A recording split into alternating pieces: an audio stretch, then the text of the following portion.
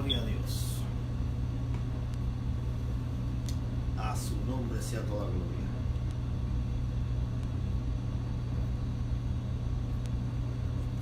Bendecimos tu santo nombre, Jesús.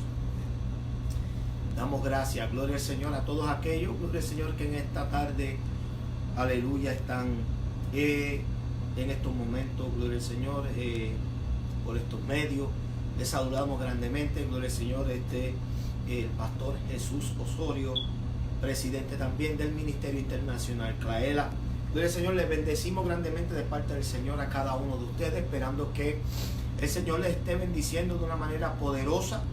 Esperamos que aquellos que estén en sus servicios se estén gozando con libertad, gloria al Señor, ya que es el gozo nuestro y la voluntad de nuestro Padre Eterno, que eso es que precisamente lo que hagamos. Salmo 133 dice claramente que, gloria al Señor, cuán hermoso y delicioso es habitar los hermanos juntos en armonía. Finalizando ese capítulo dice, porque ahí envía Jehová bendición y vida eterna. Amén. Así que esperamos que cada uno de ustedes, gloria al Señor, algunos posiblemente están terminando sus servicios, otros están a punto de comenzarlos, o otros están en proceso del servicio. Amén. Cualquiera que sea la situación, que Dios pueda derramar su bendición en cada uno de ustedes. Amén. Bien, gloria al Señor. Antes de entrar, gloria al Señor, lo que vamos a hablar hoy, amén, quiero anunciar que pues obviamente teníamos unos viajes pendientes y por propósito de la situación que se está experimentando a nivel mundial, algo que no está, o sea, no tengo control de eso, pues he tenido que posponer esos viajes. Ya me he comunicado con las personas pertinentes y una vez que todo esto se aclare, gloria al Señor, y que puedan levantar las prohibiciones que han hecho por ejemplo en Ecuador y en otros países, que teníamos también pensado ir a México, pues entonces pues continuaremos con el programa y la agenda que tenemos por delante. Así que hoy, gloria al Señor, hoy quiero aprovechar, amén, de llevar una palabra de reflexión. Es una palabra mayormente para nosotros reflexionar como iglesia. Esto es una palabra que entiendo que cada uno de nosotros tenemos que hacerla nuestra. Esto no es para un individuo en particular, una familia, esto no es para una iglesia en específico, esto es para todos. ¿Por qué? Porque esto es un asunto que nos compete a todos. Indiscutiblemente, lo que nosotros pensemos, lo que nosotros creamos, entiendo que las diferencias de opiniones que nosotros podamos tener a última hora van a ser irrelevantes, porque si hay una sola cosa que debemos nosotros considerar es la palabra de Dios, y la palabra de Dios pues no es relativa, ¿okay? O sea, no significa una cosa aquí y otra en otro país. Lo que significa aquí también es lo mismo que signifique en cualquier parte del mundo, porque la palabra de Dios es universal. ¿Amén? Pero es su palabra. ¿Amén? Así que hoy vamos a hablar bajo el tema lo que Dios exige. ¿Qué es lo que Dios exige de nosotros? Yo estoy más que seguro que muchos de nosotros esa pregunta va a variar. Cada uno de nosotros vamos a tener una diferente respuesta a eso. ¿Qué es lo que Dios exige de ti, de mí, de la iglesia globalmente? ¿Qué es lo que exige y qué es lo que no estamos haciendo? Porque yo pienso que una de las cosas que estamos logrando ver es que hay muchas personas, amén, que no están entendiendo bien el porqué de las cosas que estamos viendo, aún todavía con todo eso que está en la Biblia. Pero por encima de eso, no están comprendiendo bien cuál debería ser nuestra reacción o qué es lo que estas cosas que estamos viendo debe de conducirnos a nosotros. O sea, ¿no te has puesto a pensar eso? ¿Cuál es el propósito de estas cosas? ¿A qué se debe? ¿Qué es lo que yo debo de hacer en medio de todo lo que yo estoy viendo? Y entonces dejarnos llevar a eso, para que entonces nosotros podamos ver con claridad entonces qué es lo que Dios ha venido haciendo o diciendo ya por muchos años. Amén. La lectura bíblica muchos la saben, te aseguro que la mayoría la saben de memoria. Segunda de Crónicas, capítulo 7, verso 14. Y dice así de la siguiente manera, en el nombre del Padre, del Hijo y con la comunión del Espíritu Santo. Amén. Dice: si se humillare mi pueblo, sobre la cual mi nombre es invocado, y oraren, y buscaren mi rostro, y se convirtieren de sus malos caminos, entonces yo iré desde los cielos, y perdonaré sus pecados, y sanaré su tierra. ¿Ven? Bajo el tema, lo que Dios exige. ¿Ven? La clave de que Dios nos pueda escuchar por medio de la oración está básicamente centrado en ese solo verso que yo le acabo de leer. Yo creo que el anhelo de nosotros, de todo cristiano, ¿okay? y hago énfasis cristiano por no utilizar mucho el término de creyente, porque el problema es que, como dije en videos anteriores, creyente puede ser cualquiera, hasta los demonios creen y tiemblan. Pero es importante hacer la distinción. Cristianos de verdad, lo cual la palabra cristiano no es una denominación, ni tampoco una religión. Cristiano significa aquellos que siguen a Cristo o sus enseñanzas, o los que verdaderamente son seguidores de Él, de todo lo que Él es. ¿Ven? Todo anhelo de todo cristiano es saber que Dios nos está escuchando. Yo estoy más que seguro que si usted es una persona que verdaderamente le sirves a Dios con todo tu corazón, con toda tu alma, con toda tu fuerza, tu anhelo, al igual que el mío, va a ser que tú quieras creer que Dios te está escuchando. Que cada vez que tú doblas rodillas, que cada vez que tú sacas tiempo para concentrarte en hablar con Dios, sea donde sea, en un closet, en el sótano, en el ático, en tu recámara, donde sea, tú quieres creer y quieres tener ese anhelo de saber de que Dios te está escuchando. Yo creo que eso es normal. Sin embargo, existen unos requisitos que usted y yo tenemos que cumplir. Si verdaderamente nosotros queremos que esa conversación que se está efectuando por medio de la oración pueda no tan solamente pasar el techo, sino más bien atravesar el primer cielo, el segundo cielo y llegar hasta el tercer cielo, que es el lugar o el trono de Dios.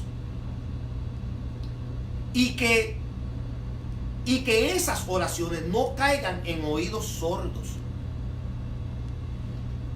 Nuestro mundo está en condiciones deplorables constantemente. Obviamente ahora con esta pandemia de este virus, no tan solamente está causando miedo,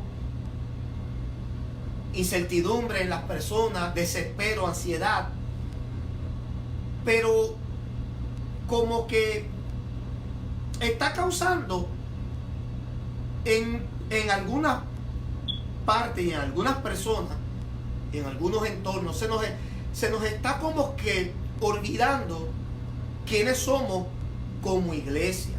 Ahora, yo he tenido varios debates concerniente a esta situación y cómo esto está creando un pánico y por qué hay un sinnúmero de iglesias que han mejor optado a ejercer un cierre. Y yo pues obviamente pues considerando que hay que ejercer unos medios preventivos, claro, para evitar la propagación de este virus. No los critico. Sin embargo, entiendo también la postura de los muchos que han criticado el cierre. Por ejemplo, diciendo, bueno, si la iglesia entra en pánico y la iglesia decide cerrar sus templos, ¿a dónde correrá el impío en un momento de desesperación? Esa es buena pregunta. El problema con eso es que Dios nunca intencionó, nunca tuvo como intención que una iglesia se basara en una estructura, en un edificio. Ahí es donde está nuestro problema. La idea principal de la iglesia o eclesia, que significa asamblea, y una asamblea tú no lo puedes catalogar como un edificio, estructura, algo físico inanimado. No se trataba de iglesia, se trataba de gente. Entonces el impío tendría gran problema si tiene que correr a un edificio para buscar socorro. Número uno, ese es el primer error. Segundo, si quiere hallar la iglesia, lo único que tiene es que invocar a 2 o 3. Y dice la Biblia que donde estén 2 o 3 reunidos. No dice donde hayan 2 o 3 ladrillos unidos. No dice donde hayan 2 o 3 bloques reunidos.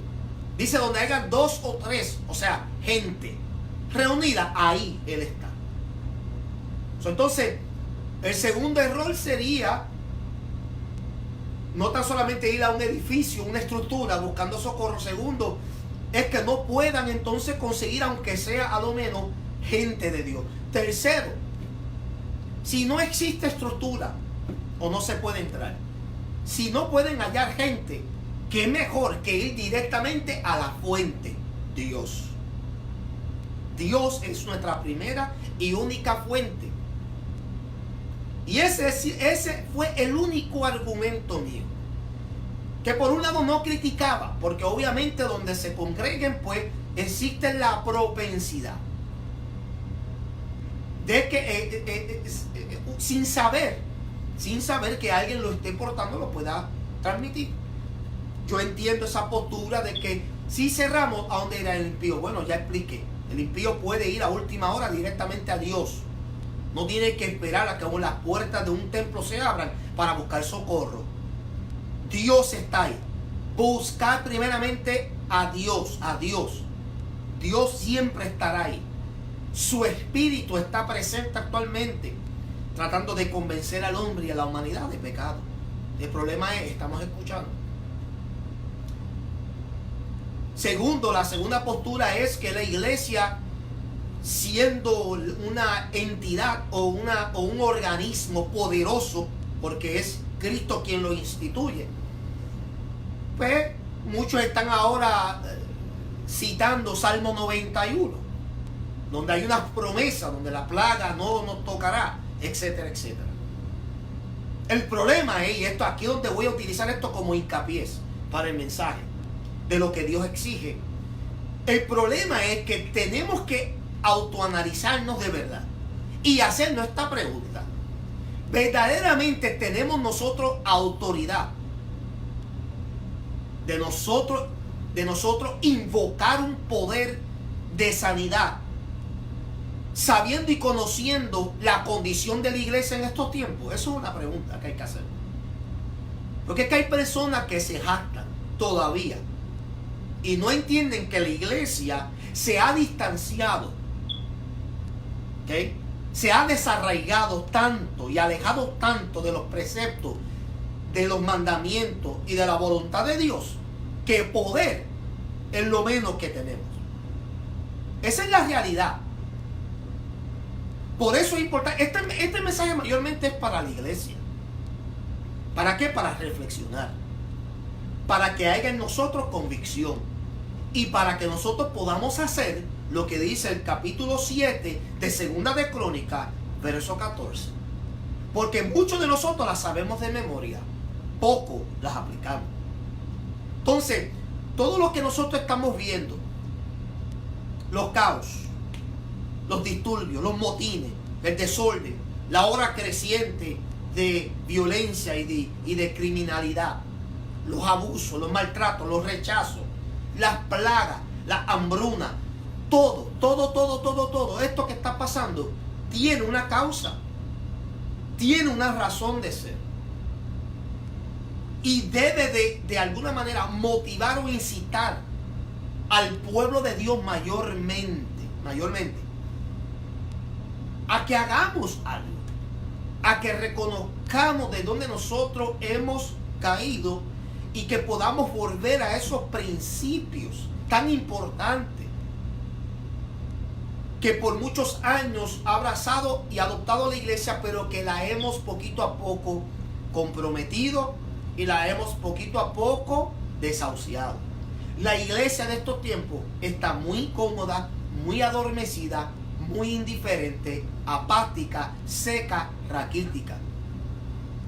Y esto lo digo con mucho respeto porque entiendo y comprendo qué es la iglesia y quién es que está presidiendo sobre la iglesia, lo cual es Cristo, quien es la cabeza, fundador y la piedra angular de la iglesia. Yo entiendo y por eso hablo esto con mucho cuidado y con respeto, pero entendiendo también que Jesús también fue severo en su trato con la iglesia.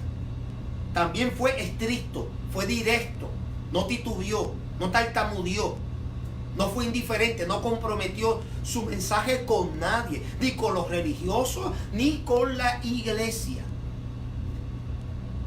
Entonces, cuando nosotros leemos el verso 14 nada más, existen ahí 5 cosas que Dios exige que la iglesia comience a hacer para ver 3 cosas que Él haga a favor de nosotros. Y yo le imploro, hermano, este es el tiempo que la iglesia deje de estar entrando en tanto debate. Hay gente que se creen que saben tanto y no saben nada. Punto y se acabó. Con eso te doy un jonrón y con eso culmino cualquier argumento. Esto no es cuestión de lo que tú sepas. No es cuestión de cuánto tiempo tú lleves en el ministerio.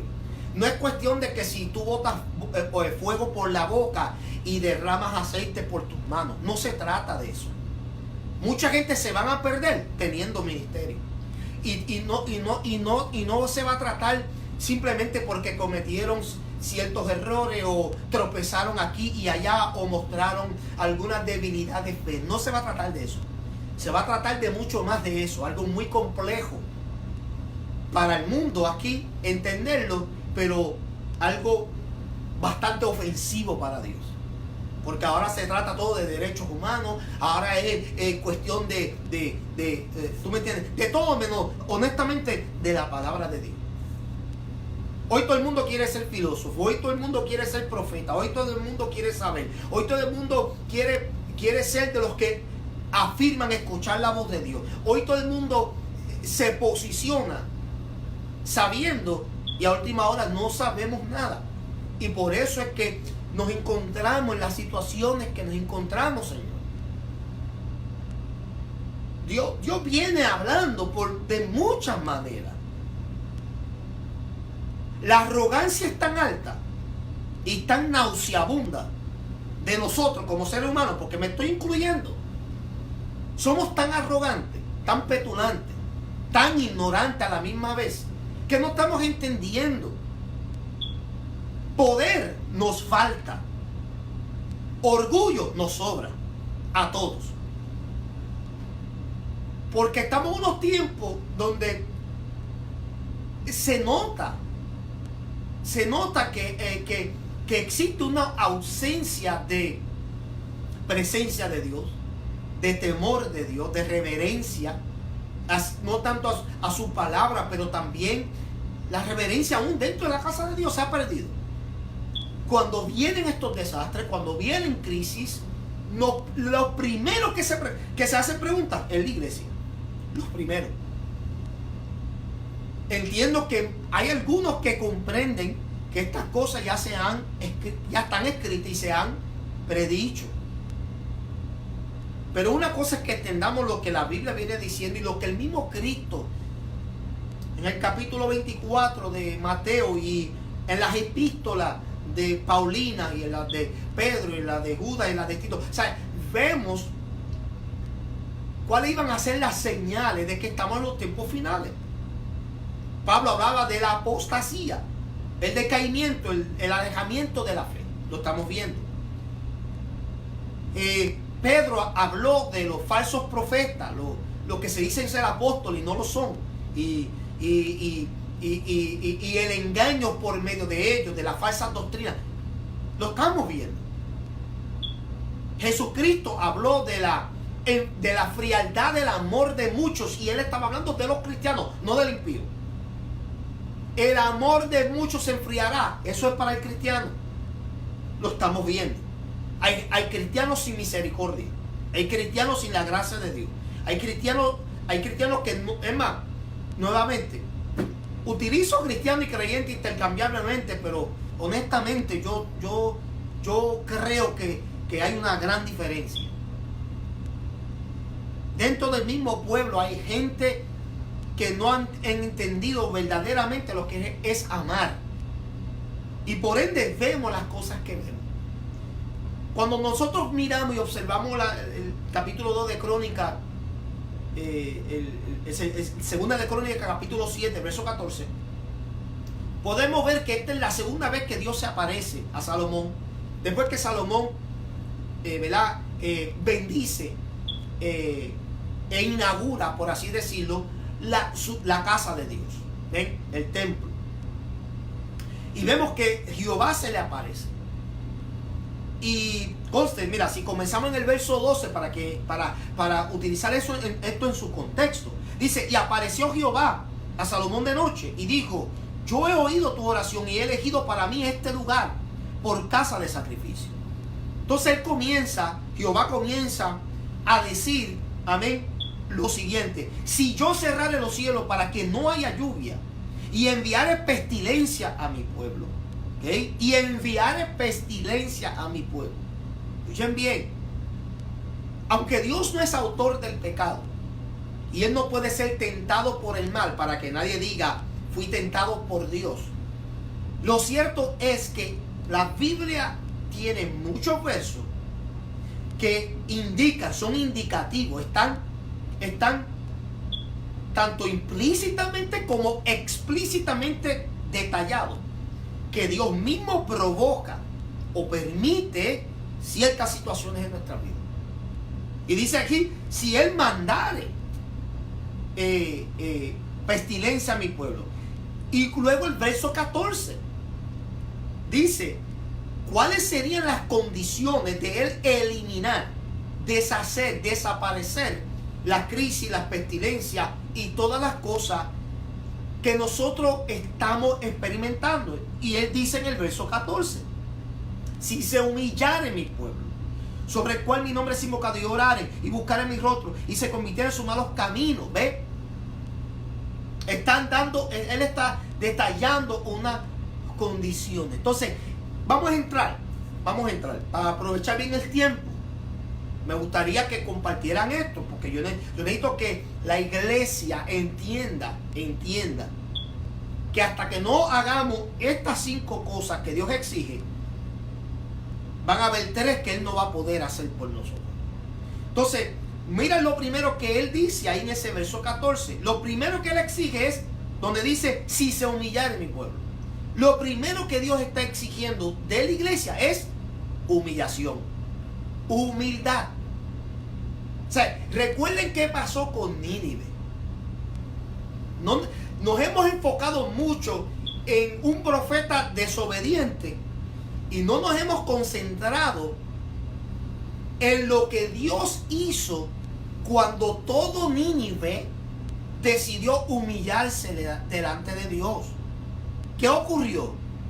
Dios detuvo, ¿verdad?, el juicio sobre esa nación. Ahora entiendo que 100 años después, o sea, eso duró 100 años nada más, porque se dice que aproximadamente 100 años después, una generación totalmente distinta se olvidó de lo que Dios había hecho ese siglo pasado, y obviamente el juicio como quiera llegó, pero llegó a esa generación nueva.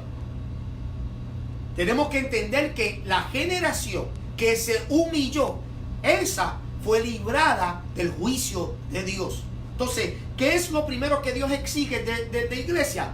Humillarse. La Biblia utiliza 3 distintos términos cuando se trata de la palabra humillarse. ¿Okay? Número 1 está la palabra o el término cana. ¿Okay? En sentido práctico significa avergonzar. ¿Okay? Eso significa soyugar o someter a alguien.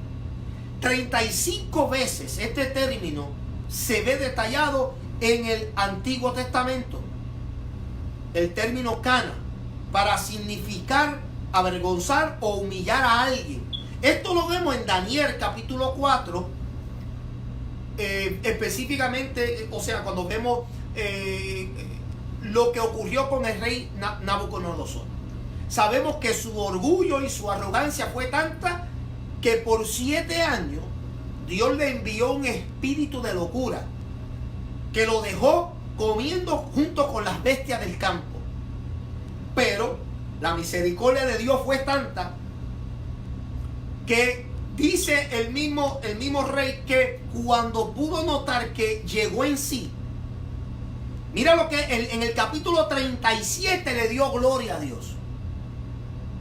Le dio la gloria a Dios, y no tanto la gloria a Dios, que entendió que Dios puede humillar, o sea, avergonzar a que se cree soberbio y orgulloso. La iglesia, aunque usted no lo crea, ha estado por mucho tiempo en un estado de soberbia. Válgame, somos muy orgullosos, demasiado. Somos tan arrogantes. Claro, hay muchos que van a decir que no. Y eso nada más me deja saber a mí que estás orgulloso. Nada más de creer que tú no eres esa persona. Todos lo somos. Todos tenemos esa propensidad a ser tan orgulloso y tan arrogante que no nos damos de cuenta. ¿Por qué? Porque eso es un espíritu que nos llega a nosotros muy sutil y a veces no nos damos de cuenta. ¿Sabe quién más probó eso? Job. Pero no voy a entrar en ese detalle. El segundo término que se utiliza en la Biblia para hablar sobre lo que es humillar es el término de shapal o shapel. Y esto significa destruir o derribar o rebajar o abatir. ¿Okay? 25 veces se utiliza ese término en el Antiguo Testamento para referirse a eso. Y esto lo vemos específicamente como ejemplo, le estoy dando Isaías 14, verso 11 y el verso 15, cuando está hablando, obviamente aquí describiendo a Lucifer, su caída por su arrogancia. ¿Y qué hace? ¿Y qué vemos ahí? Que Dios lo humilla, o sea, lo destruye, lo derriba, lo rebaja, lo abate de su posición. Entonces, la iglesia, nuevamente, está declarando un poder y una autoridad que ya no tiene. Perdóneme, no tenemos. Nosotros hemos perdido terreno en muchas áreas que ya no podemos reclamar. Y lo único que nos resta a nosotros es simplemente hacer lo que podemos hacer. Por ejemplo, la iglesia perdió poder y autoridad sobre el tema del aborto.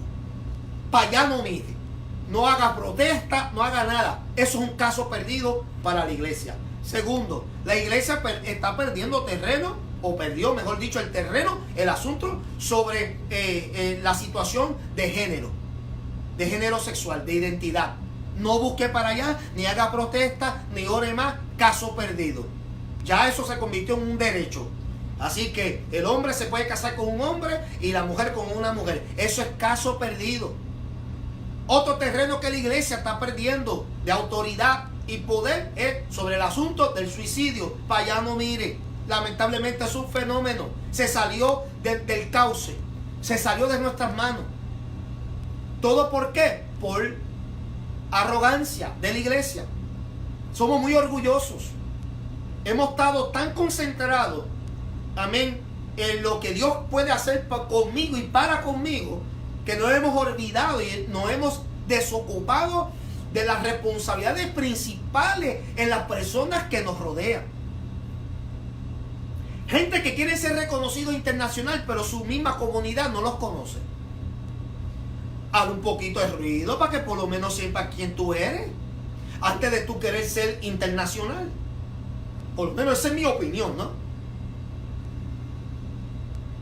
Pero vemos ahí que la palabra shapel o shapal significa derribar, rebajar o abatir. El tercer término es ana, que aquí el término de humillar significa castigar, afligir o hacer doblegarse. 80 veces ese término de humillar se ve en el Antiguo Testamento. Y uno de ellos que está implícitamente ahí descrito es en Job, capítulo 40, versos del 1 al 5, y el capítulo 42, del 1 al 6. Vemos que todo lo que le pasó a Job,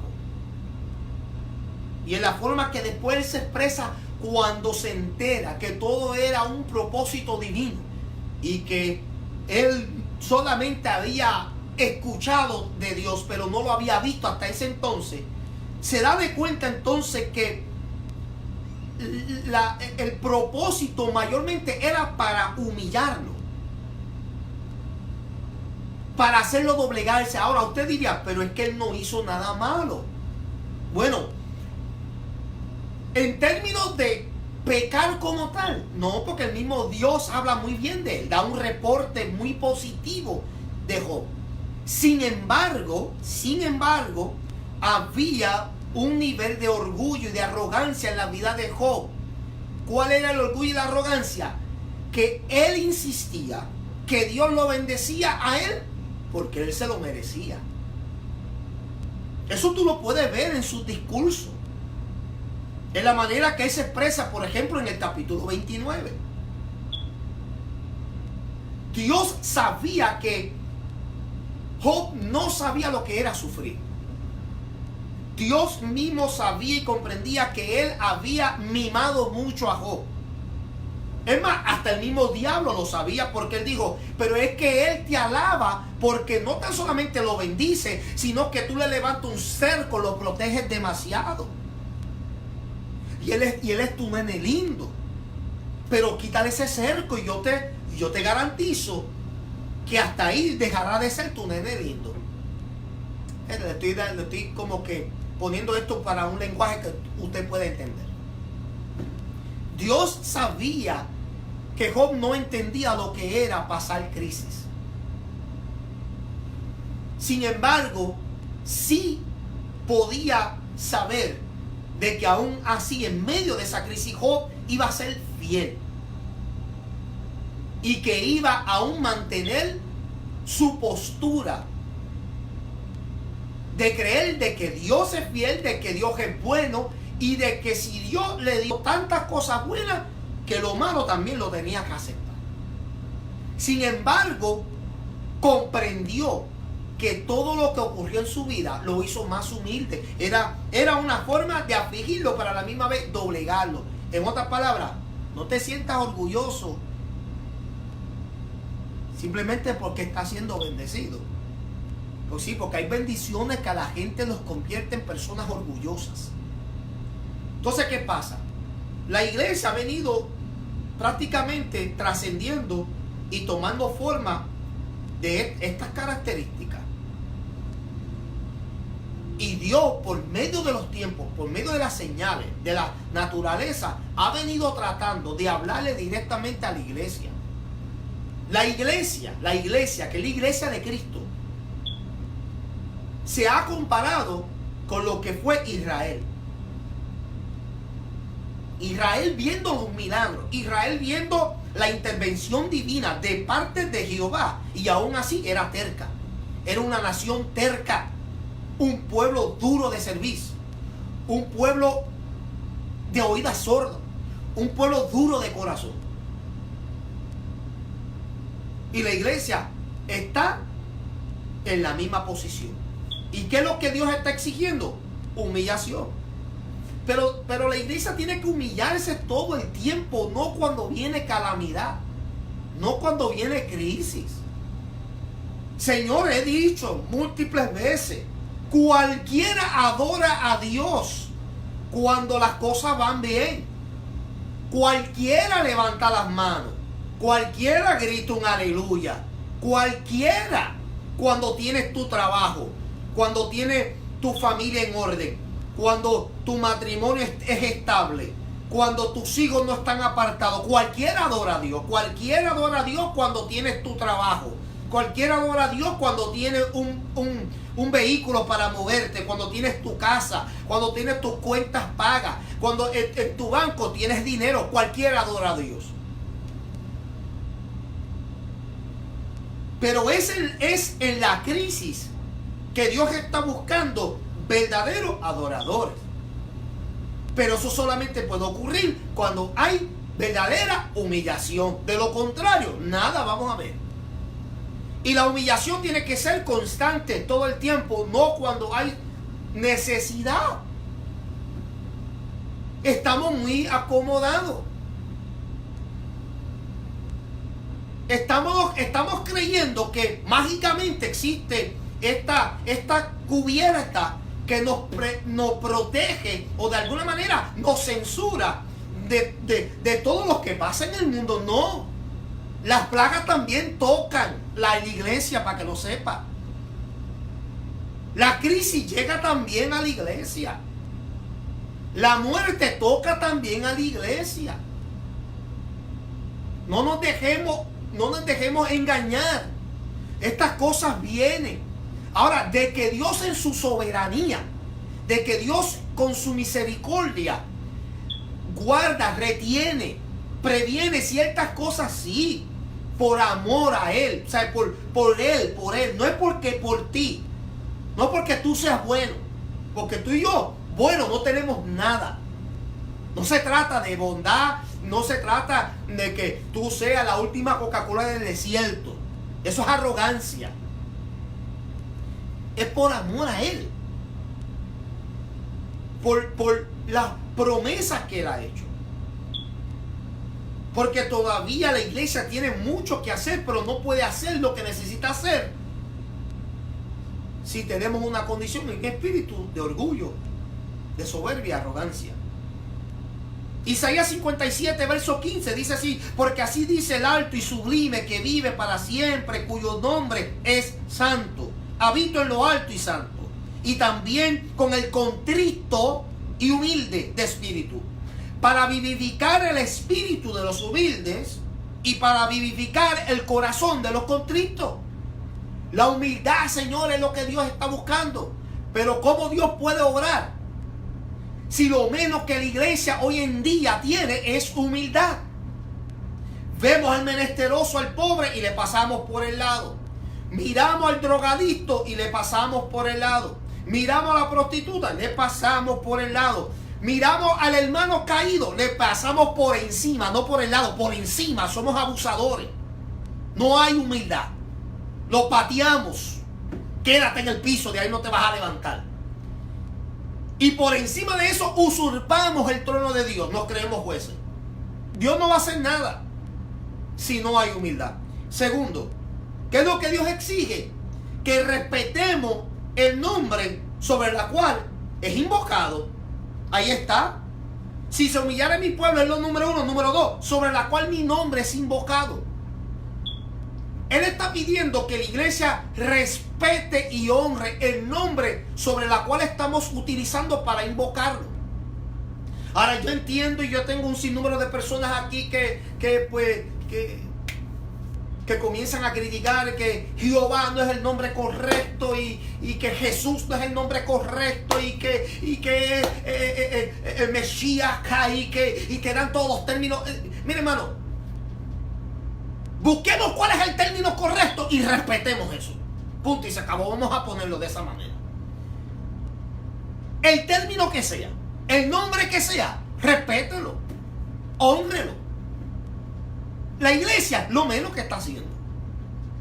¿Qué es lo primero que dijo Dios en cuanto a su nombre? Que no cojamos el nombre de Él en vano. Porque no tendrá nadie por inocente que lo haga, que coja su nombre en vano. es lo menos que hace la iglesia.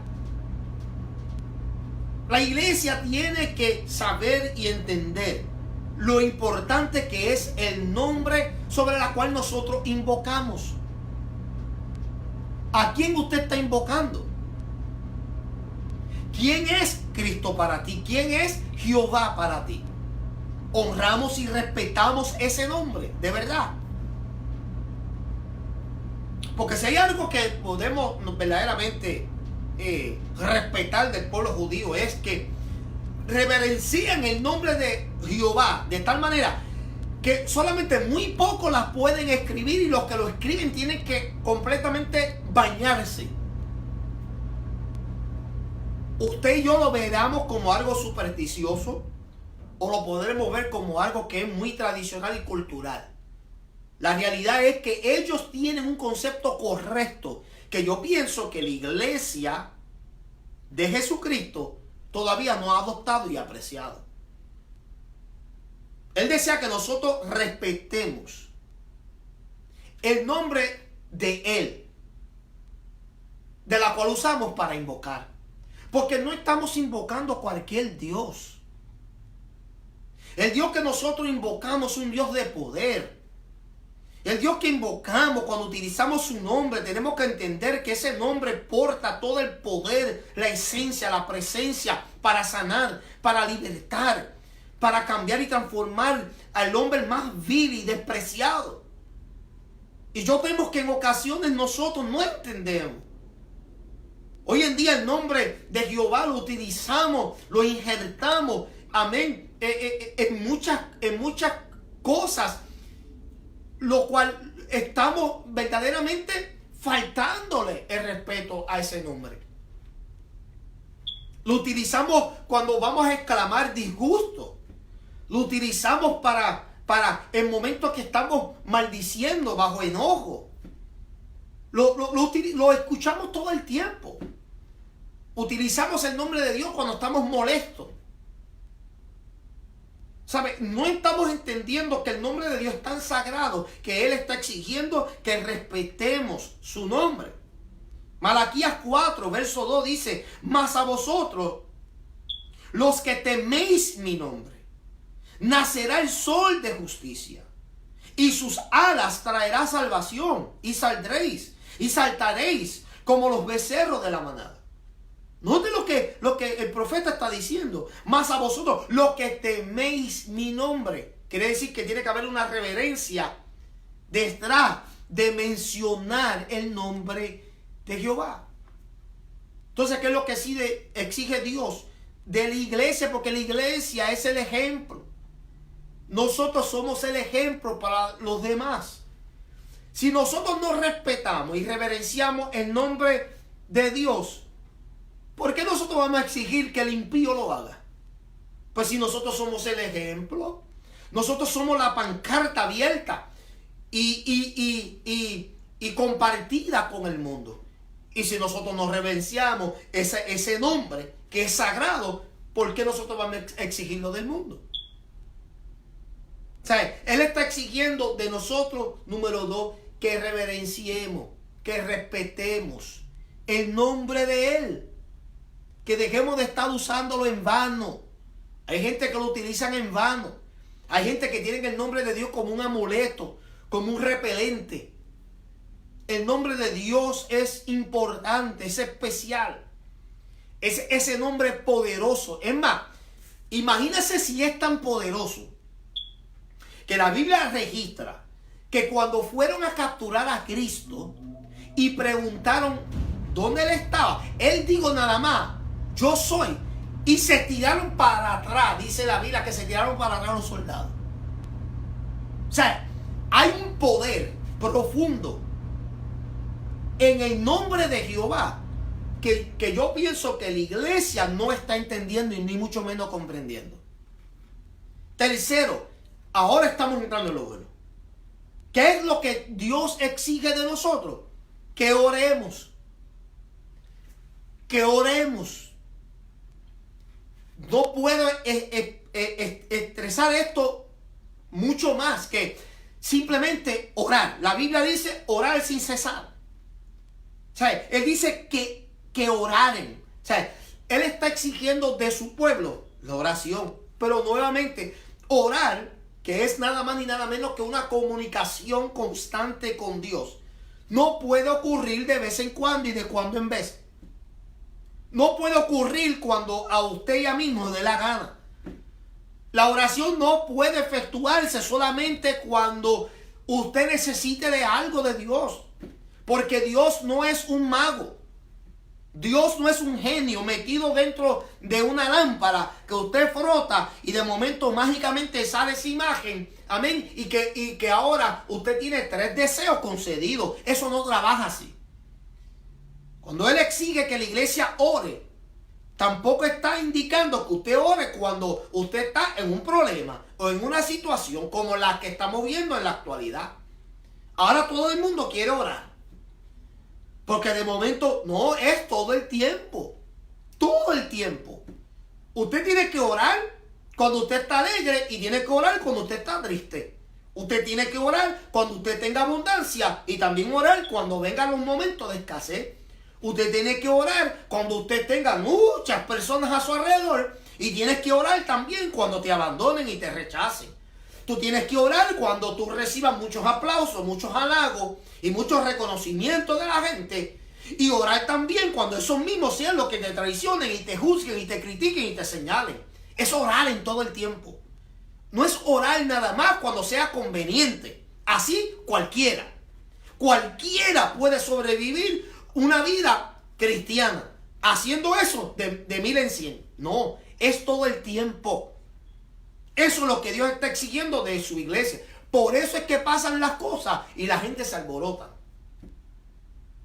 Sufren divisiones dentro de la iglesia, rompimientos de familia, gente que se apartan y la gente se alborotan.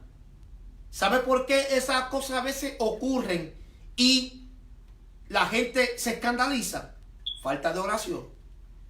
La oración es una comunicación constante. Lo que pasa, ¿sabe qué es lo que está pasando?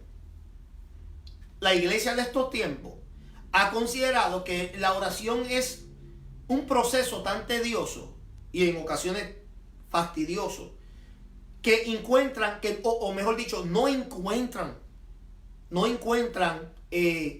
motivación, no encuentran que es algo gozoso, o sea, no encuentran el gozo de hacerlo, lo encuentran aburrido.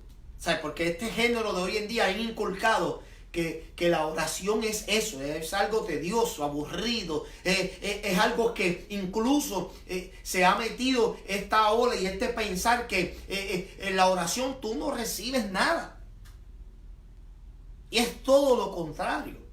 ¿Sabes qué es lo que está pasando también? Que nosotros somos una generación de microwave. O sea, nosotros queremos las cosas instantáneamente y si no las vemos y no las recibimos, inmediatamente asumimos que entonces la oración no es poder, no tiene poder, no es eficaz y que no vale la pena. Recuerden que la oración, aunque es una comunicación entre tú y Dios, mayormente para tú mantener esa relación, también es una llave que abre el cofre lleno de tesoro, por así decirlo, ¿verdad? Estoy hablando en sentido figurado. Tu oración es una llave que abre un cofre que tiene contenido de valor, que va a ser utilizado en momentos cruciales para tu vida aquí en la tierra. Pero si nosotros perdemos de vista lo importante que es la oración, entonces se va a ir también por la ventana el valor de esa relación que tú y yo vamos a tener con Dios, que es nuestro Padre, nuestro Salvador, nuestro Redentor, nuestro Libertador. Entonces Dios está exigiendo de su iglesia que oren. La oración es importante.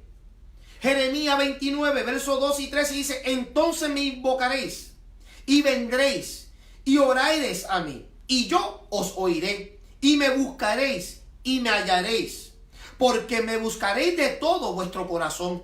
¿Ven? Está hablando de las cosas que pueden ocurrir cuando tú oras constantemente con Dios. La oración abre el cielo a tu favor. La oración envía protección para tu vida. La oración activa el poder del Espíritu Santo en ti. La oración te cubre con la unción de Dios.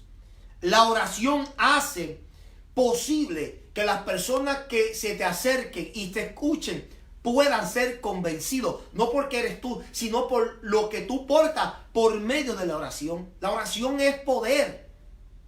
Pero temo nuevamente que la iglesia ha perdido. Y yo sé que van a haber gente diciendo, no, eso no. Mire, señores, nuevamente, dejemos el orgullo.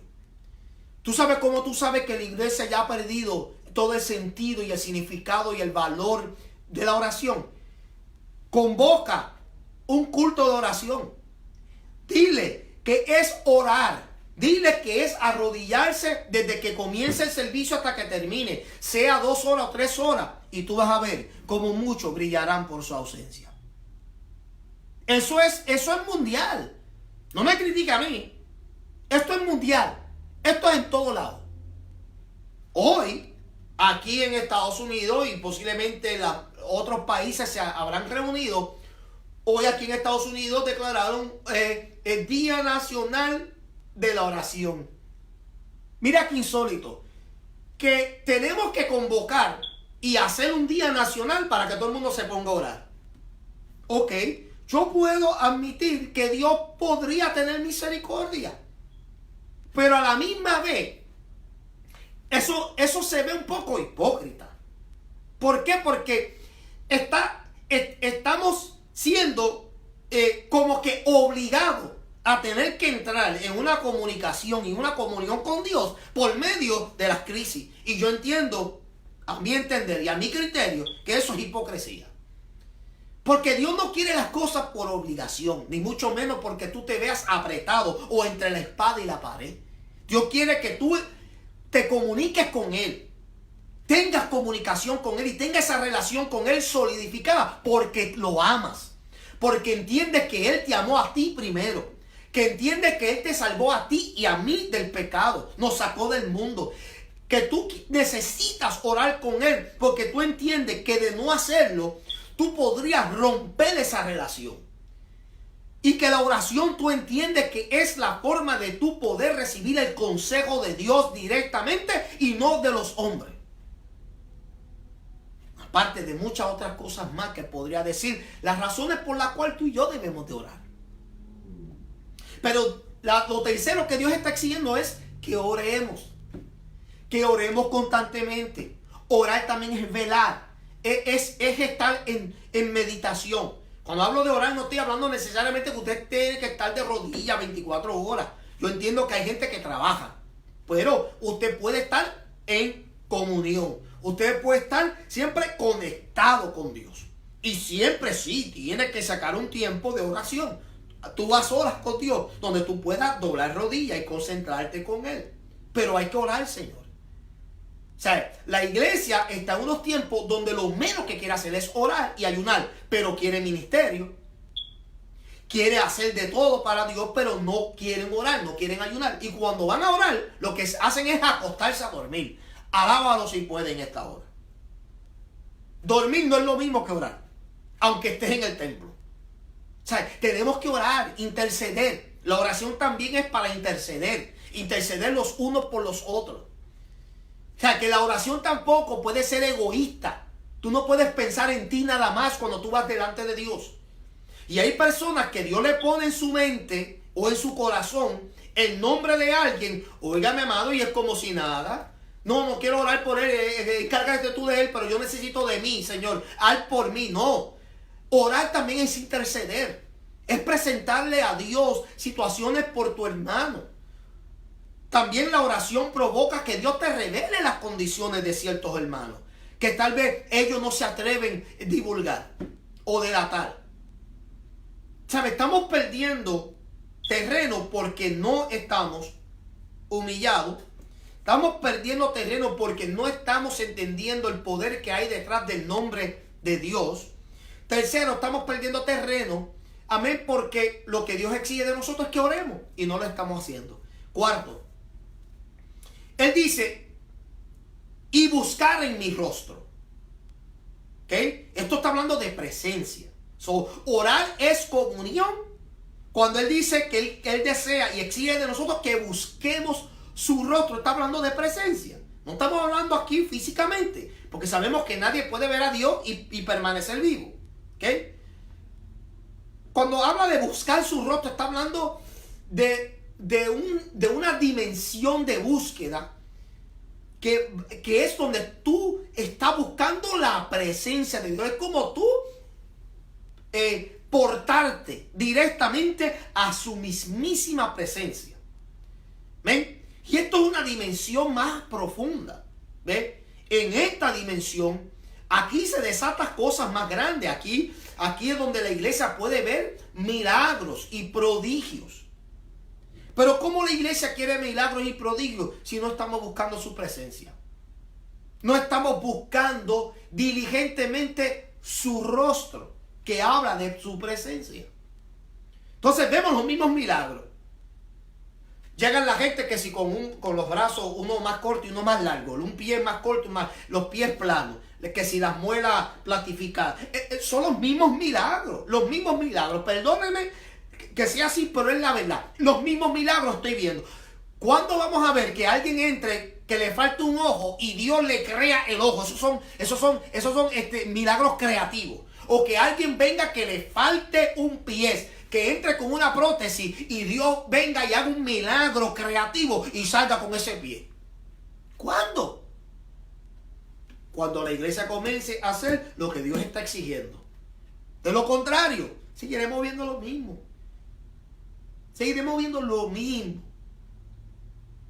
Y estaremos reprendiendo que si depresión, que si alta presión, que si diabetes, y estaremos reprendiendo todas estas cosas, pero no veremos milagros verdaderamente que logren llevar a todo un pueblo a reconocer que Dios es el único Dios. Entonces Él está exigiendo que la iglesia, nuevamente estoy hablando de la iglesia, porque si usted y yo no podemos poner el ejemplo, ¿por qué vamos a exigirle esto al mundo o al impío? ¿Por qué? Si tú y yo somos el ejemplo. Tú y yo tenemos que ser los primeros en buscar el rostro de Jehová para que entonces exigirle a otros que busquen lo mismo. O sea, es una dimensión tan poderosa que mire, en el caso de Moisés, cuando Moisés descendió del monte, las escrituras dicen que el pueblo veía el brillo que había en su rostro. Y era un resplandor que llegaron a tal punto que tenían que ponerle hasta un velo en el rostro para que el pueblo no se espantara, para que el pueblo no temiera. O sea, el brillo en el rostro era indicativo de que él estaba en la misma presencia de Dios. O sea, que estaba rodeado, embadurnado, sumergido en la presencia de Dios. ¿Por qué? Porque Moisés estaba buscando la presencia, o sea, estaba buscando el rostro de Dios. Y Dios está exigiendo que nosotros hagamos lo mismo. Proverbios 8:17 dice: yo amo a los que me aman y me hallan los que temprano me buscan. O sea, tenemos que entender que Dios está llamando al pueblo a que verdaderamente entre en una dimensión más profunda. Muchos de nosotros no estamos viendo lo que quisiéramos ver, pero se debe a eso, a que hemos como que entrado en un estado apático, de apatía, de nos da lo mismo. Hay mucha indiferencia en el pueblo de Dios, y esto nuevamente lo hablo colectivamente, globalmente, esto es en todo lado. ¿Sabe? Existe un nivel de indiferencia tan grande que ya la iglesia lo que lo satisface es llegar a la iglesia, estar durante las 2 horas o 3 máximo en el servicio, se van a la casa y están contentos porque es como se sienten como llevar al carro al car wash. Lo pasan por el car wash hace una limpieza exterior y se van contentos porque el carro está brilloso. ¿Ves? Entonces, nosotros nos hemos acomodado a que eso es suficiente. No, pues yo me siento bien, fui a la iglesia, me senté, escuché el sermón, los cánticos estuvieron bonitos, la agrupación tocó tremendo, me sentí bien, pude aplicar lo que recibí, me relaciono y me familiarizo con el mensaje, ahora me voy para mi casa a esperar el próximo culto. Y lo que eso crea es una apatía. ¿Por qué? Porque lo que se cuela es la rutina. Y la rutina no es un estilo de vida. O por lo menos cristiano no lo es. ¿Ves? Es más bien lo que llaman mucho el protocolo o una costumbre tradicional, cultural incluso, algunos lo han convertido. Es más, se puede decir que una persona que de momento adopta esto como algo ya rutinario, crea una disciplina que sin darse de cuenta está yendo a la iglesia porque es algo que hace de costumbre, pero no está entrando en la dimensión de la búsqueda, no está entrando en la dimensión de buscar el rostro de Dios. La oración no es nada más que nada menos que un Padre nuestro que estás en los cielos, santificado sea tu nombre. Es algo monótono, seco. Entonces, nosotros tenemos que ya comenzar a darnos de cuenta. Miremos a nuestro alrededor. Usemos todo lo que está ocurriendo como Dios hablándonos. Estoy permitiendo estas cosas porque no se saben humillar. Estoy permitiendo estas cosas porque mi nombre es blasfemado. Estoy utilizando estas cosas y estas crisis y permitiendo todas estas cosas porque no están orando. Y cuarto, estoy utilizando estas cosas y permitiéndolas porque no están entrando en dimensión para buscar mi rostro, mi presencia. Quinto, ¿qué es lo que Dios exige de la iglesia? Que se conviertan de sus malos caminos. Esto es arrepentimiento. Hay creyentes que creen en Dios, creen en la palabra que es infalible, creen en la iglesia y creen en la responsabilidad que debe de asumir la iglesia en la comunidad. Pero válgame, quieren vivir una vida totalmente contrario a lo que dice la palabra.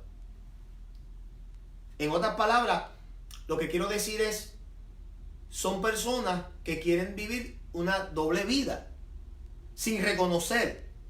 Y no estoy hablando, nuevamente, no estoy hablando de tropiezos, no estoy hablando de que si fallaste y caíste y te restauras y te levantas y no haces de nuevo.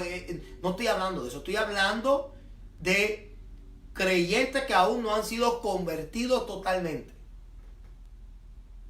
O sea, creyentes que piensan que pueden ir a la iglesia y pueden ir a las barras y a los clubes, que pueden festejar, que pueden beber y fumar. A eso yo me refiero. O sea, estoy hablando de ese estilo de vida. ¿Eh? O sea, que están adoptando y creyéndose que ese estilo de vida no tiene nada malo que ver. A eso me estoy refiriendo. Y es triste ver que dentro de la iglesia los hay. ¿Tú sabes cuántas personas hay, músicos que yo he visto y que conozco, que tocan muy lindo en la iglesia un domingo y viernes y sábado están en las barras, en las discotecas, bailando, vacilando, fumando, bebiendo? Pero son ministros, levitas, que ayudan a llevar a la iglesia a elevarse a la presencia de Dios por medio del don y del talento que Dios les ha dado. ¿Entiendes? O sea, y otras cosas que podemos hablar, que son, o sea, que es como algo que se ha aferrado, en la iglesia se ha aferrado a ciertas conductas, a ciertos estilos de vida. Y conste que yo también le puedo echar la culpa a los pastores que presiden en algunas de estas iglesias que permiten esas conductas. No hay disciplina, no hay corrección. Entonces, Dios está exigiendo de nosotros que nos convirtamos, o sea, que haya arrepentimiento y nos alejemos de nuestros malos caminos. Que haya arrepentimiento. Hechos capítulo 3, verso 19 dice, así que arrepentíos y convertíos, para que sean borrados vuestros pecados, para que vengan de la presencia del Señor tiempos de refrigerio. ¿Ok? Una cosa es tú reconocer que están mal y hacer todo lo posible para arreglarlo. Otra cosa es saber que están mal o saber que lo que están haciendo está mal delante de Dios, pero tú no ves la necesidad de tener que dar cambios algunos, porque no lo ves malo. O sea, eso es peor, porque en la primera hay conciencia y en la primera hay un deseo de arreglar las cosas, de ordenar los asuntos. Otra cosa es cuando tú no ves que eso es malo y tú sabes que es malo. Y yo hablé de eso en otro video anterior, la diferencia de lo que era el justo y un impío. ¿Ok? Entonces, aquí hay 5 cosas. Dios está exigiendo de nosotros humildad, exigiendo que respetemos su nombre, o sea, que no blasfememos contra su nombre. Está exigiendo oración constantemente, comunicación. El cuarto, está exigiendo profundidad de búsqueda, una dimensión que supera más que simplemente orar, o sea, que busquemos su rostro. Y quinto, que nos convirtamos en nuestros malos caminos. Por eso es que estas cosas que están ocurriendo por una razón. No es que los chinos desataron el COVID-19. No es que están comiendo animales salvajes y que por eso es que está pasando. No es que los huracanes ocurren por... Sí, todo tiene su razón. Pero más que situaciones de la naturaleza y más que descuido e irresponsabilidad, más que conspiraciones, porque también surge de conspiraciones y de malicia que ocurre por situaciones, más que todo eso, Dios es el que permite todas estas cosas, las permite. Él puede detener todo en su ahí, ponerle un pare a muchas cosas. Él no lo hace, lo permite por una razón, y es para que la iglesia pueda despertar. Ahora, para terminar, si nosotros hacemos esas 5 cosas que Dios exige y que están listadas ahí en el verso 14 de Segunda de Crónicas capítulo 7, entonces 3 cosas Él va a hacer por nosotros. ¿Ok? Número 1, dice, entonces oiré desde los cielos. Mira cómo Él dice que si se humillara el pueblo sobre la cual su nombre es invocado, y oraren y buscaren mi rostro y se convirtieran de sus malos caminos, Él hará esto. Número 1, entonces oiré desde los cielos. Quiere decir que hasta que estas 5 cosas no se hagan, que decir que no escucha la oración. Así que incluyémonos también dentro de el grupo de la cual Dios no escuchará la oración. Porque nosotros nos jactamos diciendo, no, es al impío que Él no escucha la oración. Bueno, a la iglesia también. Quiero que lo sepas. Si eres arrogante y eres orgulloso y no eres humilde, no escucha tu oración. Si tú blasfemas contra el nombre de Dios y no lo tomas como algo serio, Él no va a escuchar tu oración. Si tú eres una persona que no ora, ni pretenda que Él va a escuchar tu oración. Si tú no buscas su rostro y no entras en esa dimensión, no va a escuchar tu oración. Y si no te quieres convertir de tus malos caminos y aceptar y entender que lo que estás haciendo y la forma que estás viviendo está mal delante de Él, ni pretendas que va a escuchar tu oración. Esto es crítico. Y esto casi todo el mundo no le gusta escucharlo, ni mucho menos predicarlo. Él dice, entonces yo iré desde los cielos.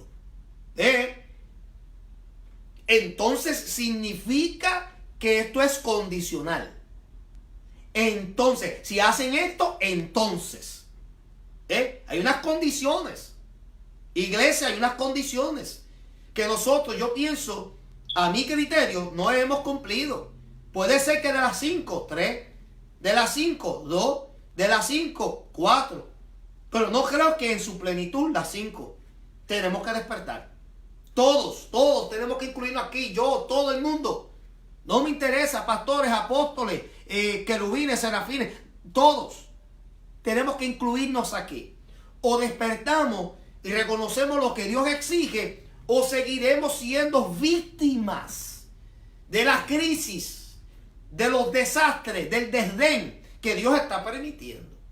Y esto no es un mensaje para incomodar, esto no es un mensaje para infundir miedo o temor, esto es un mensaje para reflexionar. Y yo entiendo que hay gente que les molesta eso. Claro, supongo que si se lo dice otro de renombre, a lo mejor hacen caso. Pero él dice, entonces oiré desde los cielos. Quiere decir que entonces significa que es condicional. La iglesia tiene que entrar en hacer cosas que Dios exige para que Él pueda escuchar desde el cielo. O sea que está indicando dónde Él está ubicado. Desde el cielo, de su lugar de morada. Número 2. Lo segundo que Él va a hacer es perdonar pecados. Hello, perdonar pecados. Sí, Dios perdona pecados. Dios perdona pecados. Pero nosotros tenemos que ubicarnos. Tenemos que ubicarnos y ponernos en una posición para que eso pueda ocurrir. Hay personas que están vivas, viviendo con pecados todavía no perdonados por Dios. Olvídate del hombre.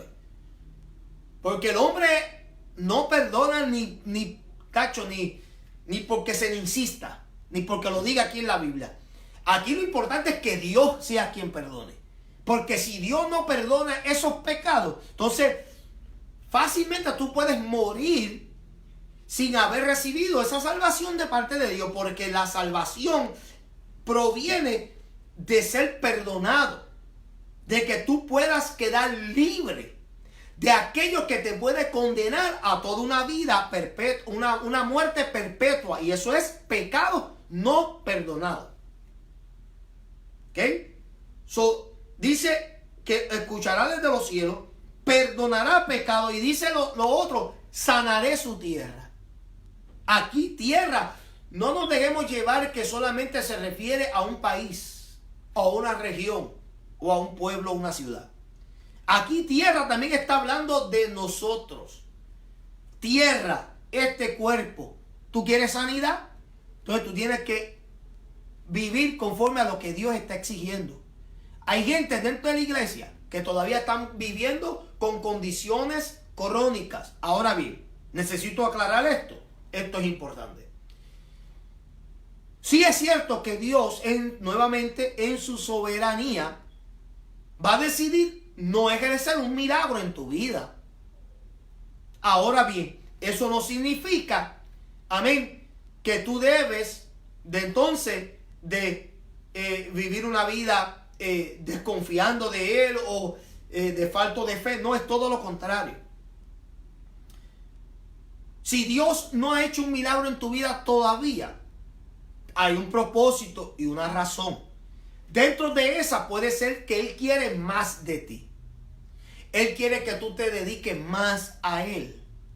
Porque es muy fácil ser sanado y restaurado y después que tú comienzas a vivir tu vida como te dé la gana. Eso se ha visto muchísimas veces. La gente viene por los panes y los peces, y cuando Dios cumple y cuando Dios cede el milagro, la gente se desaparece. Eso es posible que Dios esté buscando más de ti, más dedicación, más cercanía de parte de ti. Segundo, puede ser que Dios no quiera sanarte, no porque seas malo o porque Él sea malo, sino más bien porque Él quiere que la gloria de Él se manifiesta a través de ti por medio de esa situación. Quiere decir que Él te puede dar a ti el poder para sanar, aunque tú mismo no seas sano de una condición. Y que la gloria se la lleve Dios. Puede ser que también te lo deje como un aguijón, para que tú no te enaltezcas, como en el caso de Pablo. Pablo se le dio un aguijón. Y hay muchísimas personas que han tratado de romperse la cabeza averiguando cuál era ese aguijón. Algunos dicen que era una enfermedad. Algunos dicen que era una mujer, una tentación. sea lo que sea, el aguijón se le puso y él pidió 3 veces que Dios pudiera sacarle y quitarle ese aguijón, y Dios dijo, no, bástate con mi gracia. Porque ahí es que el poder mío se va a perfeccionar. Entonces puede ser que Dios no sane, amén, por esas razones. Pero también Dios desea sanar. Dios desea manifestar su poder por medio de la sanidad y por medio de milagros. Pero ¿sabe por qué no lo hace? Porque hay unas cosas que nosotros tenemos que todavía cumplir y que nosotros no las estamos haciendo. Entonces, ¿qué pasaría? Bueno, yo sé la respuesta a esto, pero esto lo voy a establecer como una pregunta retórica. O sea, ¿qué pasaría si de momento esta plaga del COVID-19 desaparece por completo, milagrosamente? ¿Cómo se comportaría el mundo? Igual. Serían los mismos orgullosos, los mismos arrogantes. Terminarían con su vida normal. Seguirían pariciando, festejando, bebiendo, vacilando. Lo mismo. Porque se ha visto. A través de los años se ha visto que el comportamiento del ser humano se adapta a lo pecaminoso. Se adapta muy ligero a vivir su vida como de costumbre. No aprende, o sea, nosotros no aprendemos. O sea, hemos acostumbrado a escuchar decir que para que no se repita la historia, tenemos que nosotros ser los que cambiemos. Sin embargo, no hacemos eso. Y por eso es que se sigue repitiendo la historia, lo mismo de siempre. Iglesia, es tiempo que despertemos.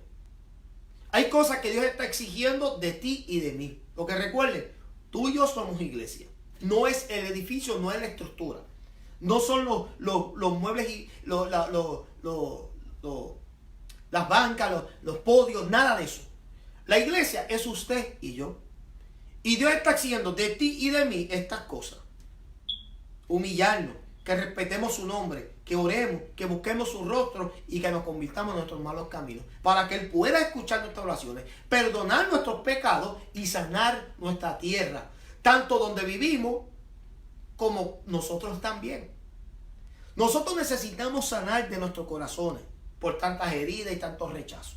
Necesitamos sanar nuestra mente, porque es el lugar donde constantemente el diablo bombardea con malos pensamientos, ¿ven? Y con malas intenciones. O sea, nosotros necesitamos sanidad de tantas cosas. Y yo pienso que como único las vamos a recibir es si nosotros reconocemos que lo que Dios está exigiendo es lo que nosotros debemos ya comenzar a hacer sin pregunta alguna. Esto no es tiempo de negociar con Dios. Dios no está buscando que el pueblo de Él negocie con Él. Es lo que Él diga, punto y se acabó. O es todo o nada. Es lo que Él está buscando. Y es mi deseo que nosotros como iglesia comencemos a hacer eso mismo.